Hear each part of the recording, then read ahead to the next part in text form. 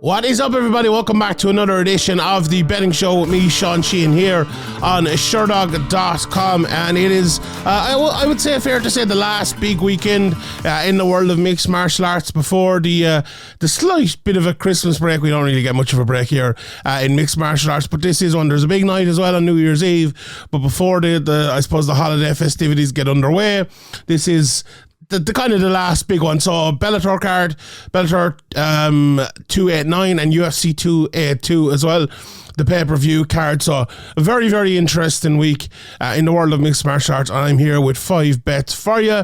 Last week, not the best week of all time. Like, Wonderboy was on his way to winning the FLIER, and then, the Kevin Holland injury happened. We had RDA winning inside the distance, so that was a good bet, but the others kind of went by the wayside, so not a brilliant week.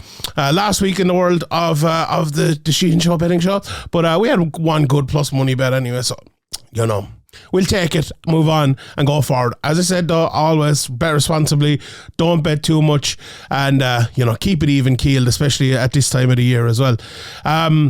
Before I get into the bets, I have to mention the updates for James Krause. So we have, I've mentioned this on the show, this is probably my third or fourth time now talking about it. And I think a lot of the time I have kind of said, look, it's very interesting in terms of this story, in terms of what's going to happen, in terms of where it's going to go. But it feels like it's become even more interesting before that has happened. So, like, no one has been found guilty yet. Nothing, long-lasting, I suppose, has happened. But what has happened, I suppose, everyone listening to this has probably heard it by now, that James Krause is under suspension with the Nevada Athletic Commission. We've seen all the betting being restricted in Canada, in different provinces and places like that. Scott Coker has released a statement over at Bellator. The UFC has stated that there's, I'm just reading here, government investigations going on. Derek Minor has been released from the promotion. So this is a massive story before the conclusion to the story has even come out.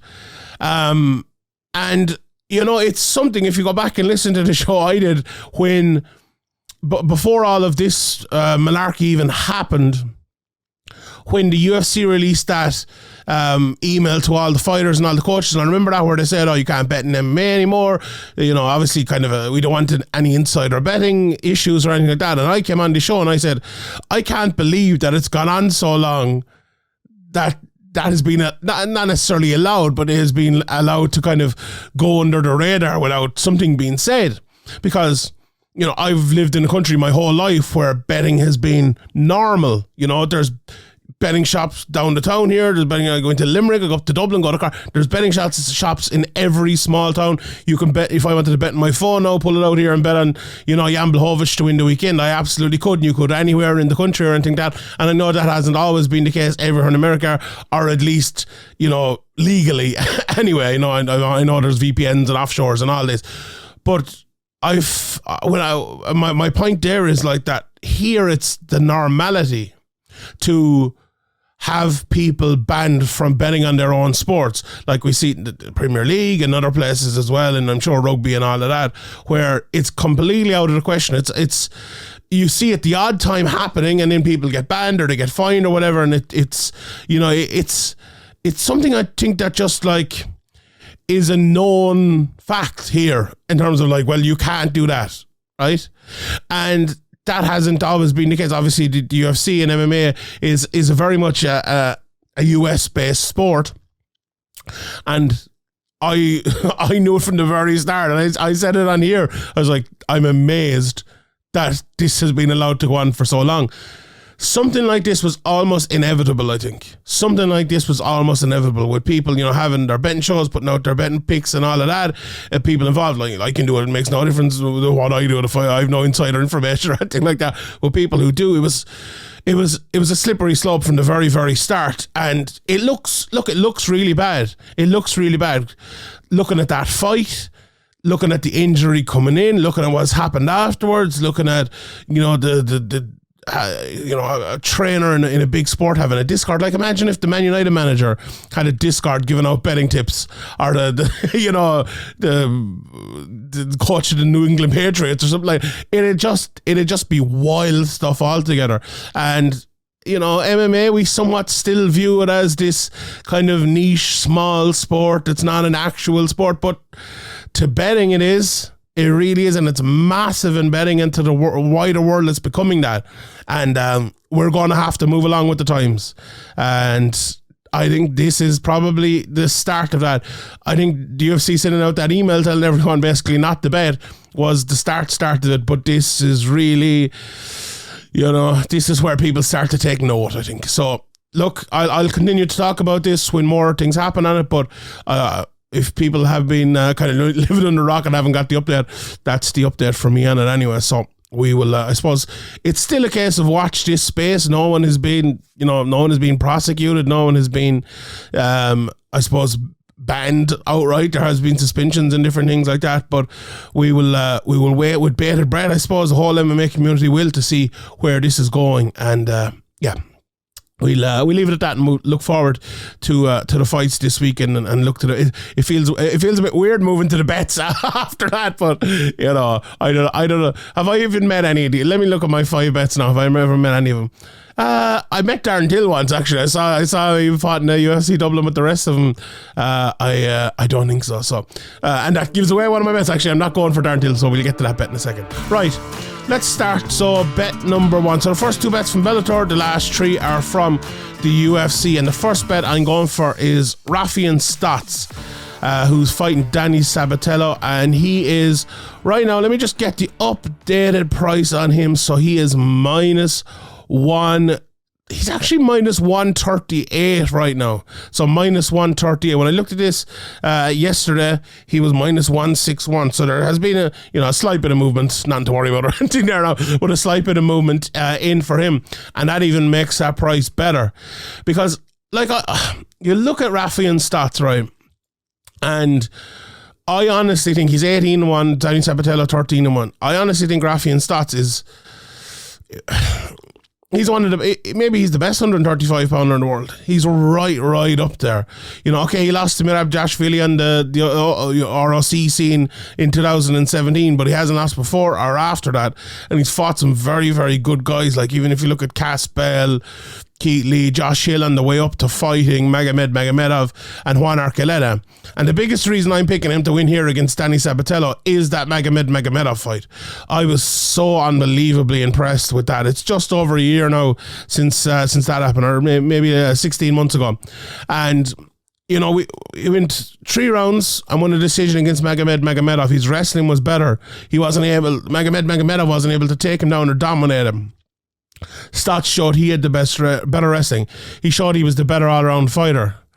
And this is a pretty simple breakdown for me. If Sabatello is to win this fight, I think he wins it on the ground. I think Stots is a better striker than him. I think he's a better all-around fighter than him.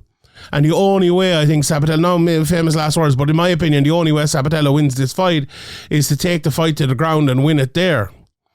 Now, Stots isn't the biggest finisher in the world. He isn't the biggest knockout artist. He isn't the biggest submission artist or anything like that, although he can finish you. But I just think he's a very good technical fighter, a very good all-around fighter, and a guy who is very hard to dominate. And a guy like Sabatello is a guy who dominates people. That's kind of his style. And there's lots of comparisons, I suppose, with him and Colby in more than one way. But I love the comparison with Colby. I was actually thinking about it there as I was making this pick. And you look at Colby, right, and he dominates and dominates and dominates until he gets to a certain level where obviously, no one is going to dominate an Usman or certain other people in the very top of the division. And when you can't do that, it kind of just takes away the speciality of what you do, If you're to kind of pick a guy apart, and it's hard to fucking explain this, I suppose. But if you're to pick a guy apart, or say what like Adesanya has been doing for years, it's easier to translate like picking apart a Rob Wilkinson or a Derek Brunson or whatever to picking apart even, Pereira, which he didn't, or Robert Whittaker or whatever it might be. It's kind of easier to translate that. It might be a closer fight, against the top guys, but it's easier to do that. But it's very hard, I think, to translate like a Colby Covington, Sabatello style where you're dominant to a guy at the very, very top of the division who can't be dominated, And then you have to win a closer fight, or you have to win a fight that's kind of alien to you, if you want to put it that way. Like a close jabbing match that you win 50-45 is not too far away from a dominant jabbing match you win 40-45 is not too far away from a close jabbing match you win 3-2. Where a 50-45 wrestling domination or a 50-43 or whatever it might be is very different from nicking 3 rounds in a close fight where you fail to get takedowns in maybe 4 of the rounds. It's so different, and I just think that is going to be the case here for Sabatello.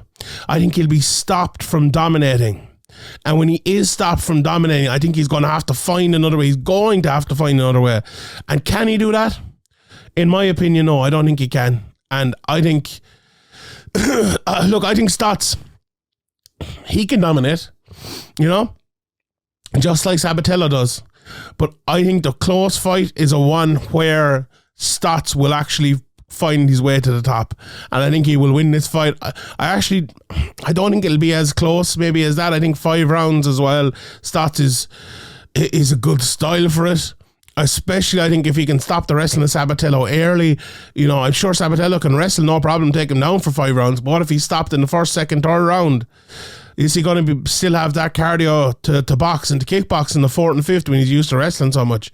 That'd be an issue for me. So look, it's a very, very interesting fight. I've made it very simplistic there. Look, if I was giving you a full technical breakdown or whatever, I'd go further. But when we're talking about betting, I'm looking at it from the betting point of view. I like that price. Let me just check the price again. -138 on Stots. I think it should be bigger than that, if I'm being honest. And I think that's a very, very good price. So that's bet 1, Raufeon Stots to defend his interim bantamweight title. Where's Sergio Pettis? Is Sergio still around? Anyway, we'll see about that one. But yeah, -138. I'm actually going for the second semi-final. It's a semi-final now, isn't it? Yeah, of the Bellator bantamweight tournament for my next bet number 2. I'm going for Magomedov at... let me just 100% check now. He's actually gone in as well. I think the bets only recently came out, so there's always a bit of movement when the prices just come out. It was -145 yesterday. He's into -125 now against Patchy Mix. And if I'm being honest, I thought this price would go the other way. Now it's a bit wider than some other books and other places as well, but -125 is the reference price here. You can obviously have a look around and see where your favorite book has it. But to me, I find this very hard to see it going any other way than to Magomedov. Now, the one way I suppose I could see it is Patchy getting a submission. He's very, very good submissions, a very good submission artist. Tough to deal with on the ground as well when he is throwing up submissions, when he is working that way. But I have a rule when picking fights, and I generally try to stick by it, and that is when someone's wrestling, when you have a very good wrestler against a good jiu-jitsu guy, always pick the wrestler.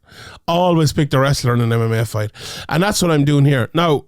Magomedov is not just a wrestler. He can strike. We saw him in there with obviously Petr Yan for a couple of fights, and okay, Yan won a lot of the striking aspects of the fight, but Magomedov can strike as well. Now Patchy can strike as well. I don't think his striking is amazing, but he's a guy. Patchy Mix is a guy to me who always sort of maybe overachieves is the wrong word, but he beat Horiguchi in over 5 rounds. He beat James Krause obviously in the fight I was at, which was pretty evenly contested, I suppose, for the first kind of maybe round and a half, 2 rounds of it, and then he kind of pulled away early in the third and was able to get the guillotine. But I think, when he goes in there against someone like Magomedov, who is not going to be afraid to go to the ground with him. Now, look, Gallagher, I don't think was afraid to go to the ground with him. You know, he's a very good submission artist as well, and obviously it ended up going good for Paddy. But this is a different sort of way. Most guys try to keep the fight on the feet, I would say, against Paddy, because they think, I better strike it on him and he's going to be dangerous on the ground. But I think Magomedov will be happy enough to fight it anywhere. Like, this could turn into a striking match. Like, who's going to win that? I think, like, I wouldn't say either of them are great strikers. I think Magomedov is slightly better. And I think he'd probably win a striking matchup. But Paddy has some good level, you know, some of the fights I just mentioned there are a good level of fights. I just think if Magomedov can win on the feet, keep a head on the feet even. If the fight goes to the ground, I think he can kind of claim rounds. You know, and not to say, the late takedown will win the round or anything like that, but like, let's say there's 3 minutes on the feet, it's relatively close, maybe Magomedov is a little bit ahead, and, you know, there's a couple of scrambles, and the last minute of the fight, he takes the fight to the ground, lands a bit of ground and pound, and seals the round, let's say about that, rather than steals the round, seals the round. I could see that happening, you know, 2 or 3 times throughout it, and a little bit like the Yan first round against O'Malley. That I think it was a little bit like that, but maybe maybe in a more clear way, if you want to put it that way. So yeah, that's the second bet I'm going for, and I'm going for it because of that. I'm going for I think the slight edge in striking possibly, but the edge in wrestling I think will take him the fight, and I think the fact that he, like, Magomedov has never been submitted in 21 fights, and it's hard to see him getting submitted, and the best way for Paddy Mix to win the fight is probably to submit him. 9 submission wins himself, Magomedov has, and I think, you know, I don't, the prop bets aren't out yet as I record this, but him by submission I think wouldn't be a bad bet. So that's the second bet of the week. Magomedov minus 125 to beat Paddy Mix. Right, the next bet I am going for is Paddy Pimblett to win by submission, and that is plus 235. And I really like this bet. He's fighting obviously Jared Gordon in the co-main event, UFC 282, in a very interesting matchup. I think it is. I think it's good matchmaking by the UFC. I think it's a step forward for Paddy Pimblett, but not too much of a step forward either. Look, the reason I'm going for Paddy Pimblett by submission is because it's such a good price. And I feel like people are still having a hangover from not really seeing all of Paddy Pimblett's fights outside of the UFC, seeing him coming in there striking a lot. Now he has one fight by submission anyway, yeah. And I feel like the betting prices have yet to actually register what it makes Paddy Pimblett a good fighter, and that is his ability to submit guys and you know, take them down and submit them. I said earlier about the wrestler and the grappler, and I was picking the wrestler and the jiu-jitsu guy, and I was picking the jiu-jitsu guy. I don't think necessarily, like, I could see both of them taking each other down here. I don't think there's a massive wrestling discrepancy. Maybe you could call Jordan a better wrestler, but or Gordon even a better wrestler, but Paddy Pimblett can wrestle as well, and he kind of sometimes pull guards by himself, or, you know, goes for a flying triangle. Paddy is a little bit different in terms of the way he, if he comes up against a hard-nosed wrestler, he's lost in the past. You know, we've seen against Nad Narimani, against Sarenbach, both took him down and were able to beat him that way. But the way Paddy goes for submissions is a little bit different, I think. But he can get the fight to the ground himself as well, whether it maybe is a big shot or a big scramble or whatever. So I don't necessarily think, early anyway, this will be Jared Gordon taking him down and wrestling him to a win. Now, there's a longer argument there that maybe in the future that is the way to beat Paddy Pimblett. We'll talk about that maybe after the fight, or maybe at another time. I see this one being a very interesting fight, to be honest, because look, anyone who watches Paddy and has watched him for years knows that he's a very dangerous fighter, a very good fighter, but also like a slightly flawed fighter. I think the big issue for Paddy here, and the winning and losing of this fight early anyway, is how well that Jared Gordon deals with that pace. Because I've said it already this week, but Paddy's not a liar. Like, Paddy tells the truth. And Paddy says he's going to come out, he's going to go forward, and he's going to try to take her head off. He will. He absolutely will, you know? And how Jared deals with that is how this fight, I suppose, will come to a conclusion early. Or if it does come to a conclusion early. Because if he wilts like some other guys to Paddy's pressure and the hype and the crowd, Paddy will probably hit him with a few shots, end up, you know, getting the fight to the ground, jumping on the back and rear naked choking him. Like, Paddy's a lot of experience. People seem to forget that. They keep thinking he's a young guy, an up-and-comer. Paddy's in his prime right now, you know? Which is, you know, a good thing and a bad thing, if we're being honest. But he is used to the big crowds. He's fought in front of his hometown in Liverpool, in front of massive crowds with massive pressure on him. He is, you know, he's experienced the level already. And Gordon has as well in terms of big fights, but not in terms of maybe the pressure that Paddy has faced. If he can deal with the madness early, if his head doesn't go, if he doesn't lose it, then we have a very interesting conversation. Because what happens to Paddy if he's put 2 hard rounds in trying to get the finish? What happens to him in the 3rd round? How does the fight go from there? That is, to me, the interesting part of this fight and the questions I would like to ask coming in. Now, having gone back and watched a good, obviously I know all the Paddy Pimblett, no need to do that, but watched a bit of Jared Gordon as well. I think size might play a factor here. And, you know, Paddy is just a big, strong guy as well. You know, it's amazing how he made 145 and, you know, we always talk about his weight and everything like that, but he seems to be using it a little bit better. I think that's the biggest improvement. Look, his offensive striking has improved an awful lot as well. Defensively, maybe still an issue, but I think how he uses his strength and how he uses his, I suppose, madness early is the biggest improvement in Paddy's game.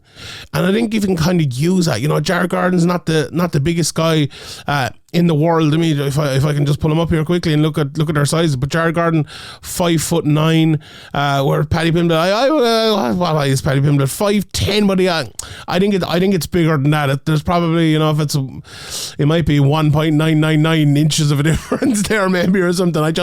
And we see it the stare down as well if that is a bigger factor. But I think Paddy will be the guy who's able to push the pace harder early. And if he can have a little bit more power than Gordon, I think the fight will end up getting to scrambles, whether it's Gordon going for a takedown, Paddy maybe pushing on top of him, being aggressive, getting on top and getting the submission there, or Paddy himself being able to maybe land a big shot and, you know, submit him when the fight goes to the ground. That's how I see the fight going if I was to guess, right? I think, and I've been on the record as saying that I think Paddy has issues, and I don't think this run will go on forever. Although it'd be great, and I hope it does. I hope he goes all the way and wins the championship. But I foresee a fight where Paddy gets into big trouble and ends up losing. Is this the fight? It could be. It could be. It definitely could be. I don't think it will be though. I think this is a fight where Paddy gets the fight to the ground and gets the submission in the early rounds. So that is my bet. Plus 235 for Paddy Pimblett to win the decision. Sorry, to win by submission. To win by submission, not the decision. I'm looking at my next bet, my 4th bet for the decision. That's where I got it from. Darren Till versus Dricus du Plessis, fight to go to a decision. That's plus 140. Either guy can win, obviously just the fight to go to a decision. Could be a draw. I think this could be a draw. And I don't know, I've an awful feeling this fight could be a draw. But plus 140 anyway to go to a decision. I was talking to someone this week and they're reminding me of Dricus du Plessis and his fights against Roberto Soldic and his ability to wrestle that we sometimes forget. Like, I think if this was a straight kickboxing match or Muay Thai match or whatever, Darren Till would have a great, massive chance here. And I still do think he has a good chance, to be fair. Like, sometimes we forget that Darren Till is actually a good fighter. Now, if I was to pick straight up here who I think will win, I would go for Dricus du Plessis, no doubt about it. I don't think Darren is what he used to be, if you want to put it that way. And I think Dricus's pressure and kind of madness on the feet will maybe I should say this a different way, but I think what makes Dricus du Plessis effective recently, or what has made him effective recently, will actually make this fight closer. And what I mean by that is that aggression, that pushing the fight forward, going for it, will actually benefit Darren Till. Like, Till's, I think some of Till's biggest issues, obviously, he's had an issue with wrestling in the past as well, but I think some people are kind of, a bit wary about striking with him. And I think Du Plessis will strike with him for long periods. Now, I mentioned earlier about the wrestling as well. And if you can get that wrestling going and get Till down over and over and over, we could be in for a very, very different night.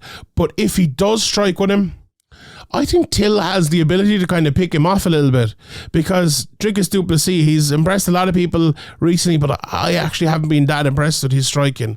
I think it's too open. I think he gets hit way too much. And Darren Till, if he can avoid a lot of the big shots and land some of his own, he could put Dricus Du Plessis out here. I fully believe that. But now I've gone for it to be a decision. And the reason I've gone for it to be a decision is because I will think there will be a bit of a variety in this fight.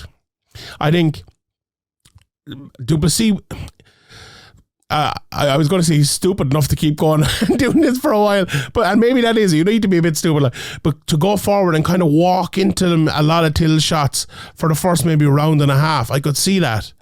And then after that, maybe switching up, going, trying to take to the ground, fight to the ground, trying to push Till against the cage, trying to make it a fight like that. And I think Till will try to, in that early part, make it a fight where he is picking off Du Plessis, where he is jabbing from the outside, where he is throwing leg kicks from the outside, making it a more even fight. So I think the first half of the fight will be Till trying to kind of slow it down and make it more even, and I think the second half of the fight will be Du Plessis trying to do that, because it didn't work in the first half of the fight, and that's why I think it'll go to a decision. So all in all, look, if this is a fight, I think, where someone can dominate, whether it is Du Plessis with the wrestling or just with the aggressiveness on the feet. He can dominate this fight. Now, I think Till could dominate by just picking him off. Probably less likely, I would say, because, as I said, Du Plessis has ways of changing things up, and I think that's what will win him the fight in the end. But there is the possibility that Du Plessis just kind of thinks he's winning throughout the fight as Till is picking him off. But I think that all kind of plays into this one going to a decision. Now, it's probably not my bet of the week, if I'm being honest, but I do like that price. I think plus 140 is a good price for it. I think a lot of it, for me, has got to do with Du Plessis maybe being a little bit overrated, and maybe Till being a little bit underrated at this stage of his career. Now, at points, that wasn't always the case. But yeah, fight goes decision plus 140. Right. My flyer of the week is simply Jan Blachowicz to win by decision at plus 550. I don't know about you, but I think this fight, and let me just give you the straight up prices. So Blachowicz plus 215, minus 255 for Ankalaev.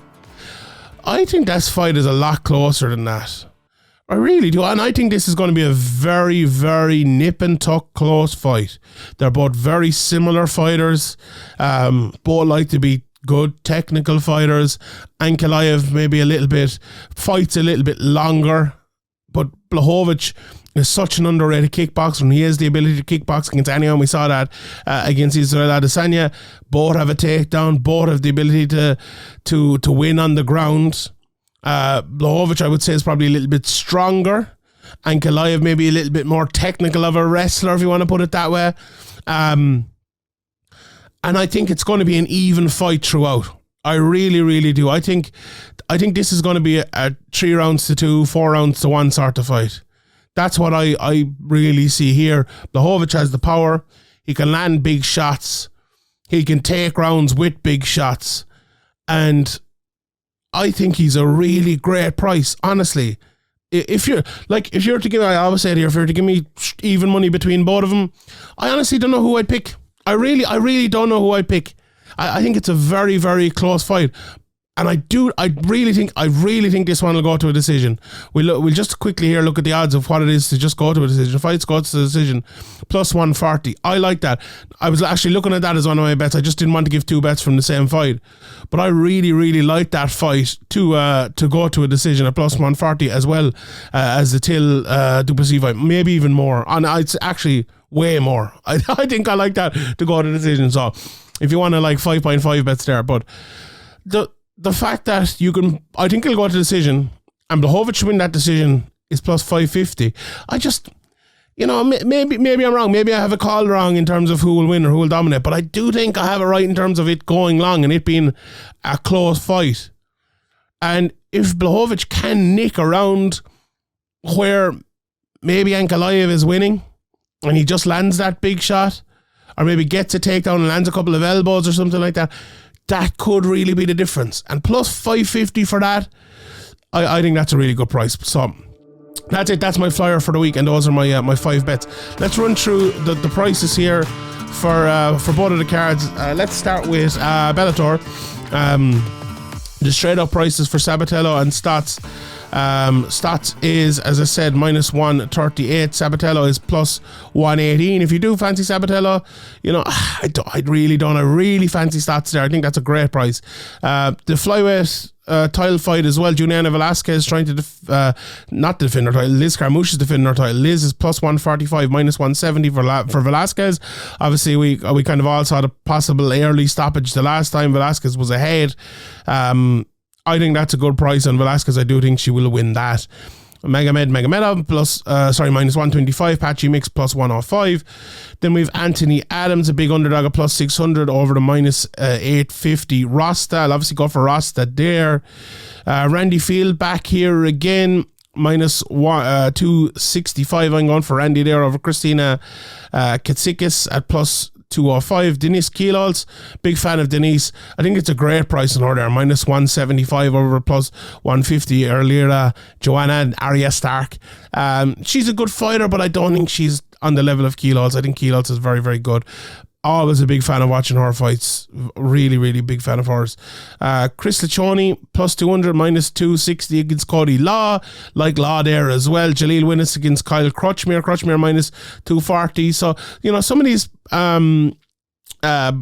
prospects for Bellator are coming up are getting, we see by the betting lines here, getting into closer fights.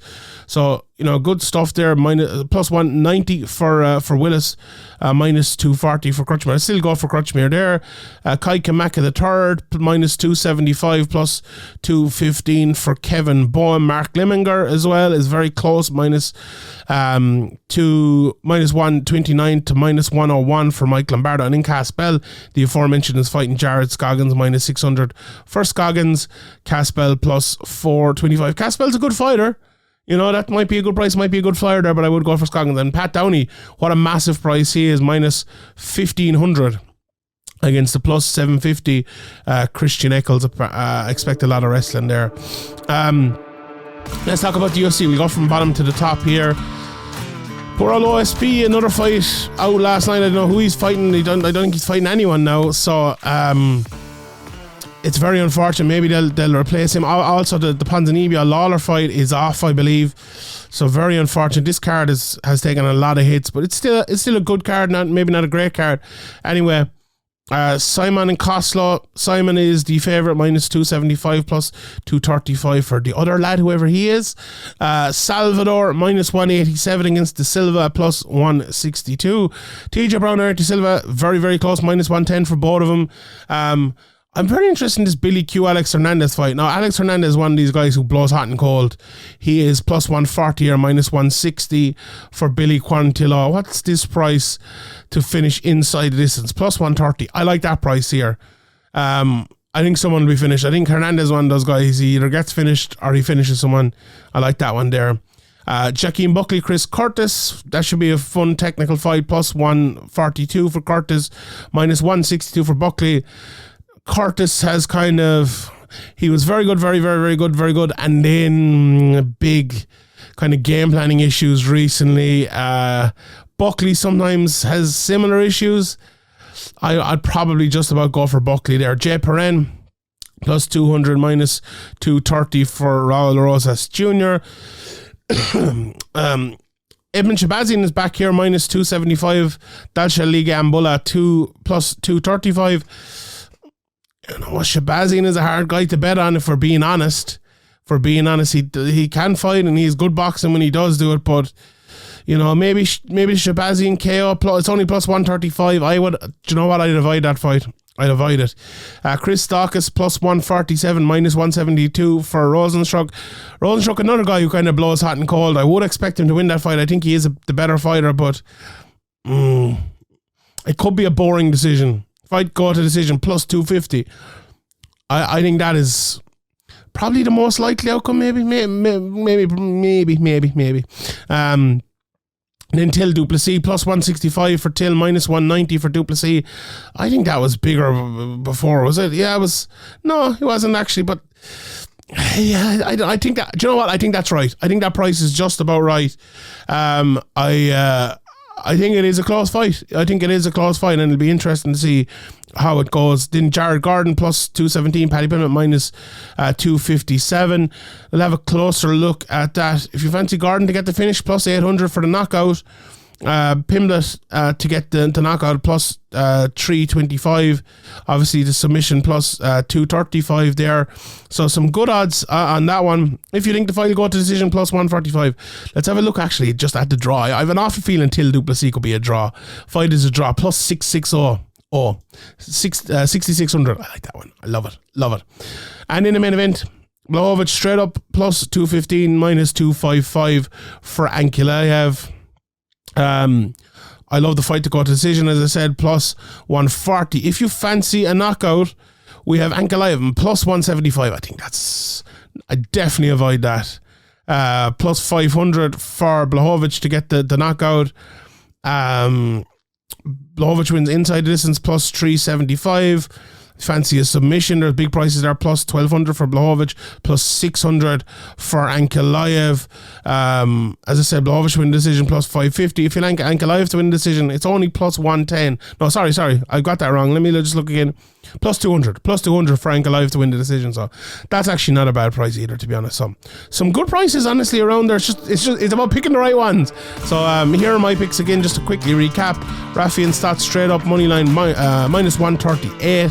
Magomedov minus 125. I'm going for Paddy Pimblett by submission, plus 235. Till and Duplessis, the fight to go to decision, I'm plus 140. And then Blachowicz to win by decision at plus 550. Alright, those are my bets for the week. Bet responsibly. Thanks everyone for listening. My name is Sheehan for Sherdog.com, and I'll see you all next time.